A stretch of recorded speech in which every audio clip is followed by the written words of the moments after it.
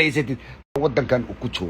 شرعي قاعدين لقلا نقضوا والله العظيم انت ويلو ايغو تاغن المينايا ويلا كل الشيء ابا كودلay gabar Soomaaliyeed tahay wiilasha Soomaaliyeed addiinaan rabin xabsiga iyo booliiska isla markii wixii joojiye police is the last person ever la waco waa qofka ugu dambeeyo markii meel aad ka baxda aweysid laakiin wax yar isku qabsateen waniga gurigeyga baxdano just leave me alone sharciga social media waxa xaraam ka ah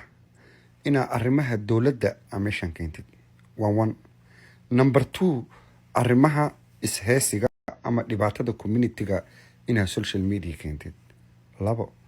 inaad ka sheekaysid wax isdilaaya iyo wax isbaabi'inaya iyo waa ka mamnuuc meeshu waa Mareykan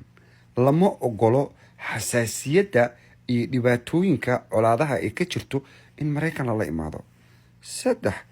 lama ogolo baqdinta dadka la baqdin gelinayo maadaama America aan ku noolnahay arrimaha Soomaaliya ka dhacaya annagu waxaan nahay dadka lacagaha soo diro laakiin xagga kuma noolin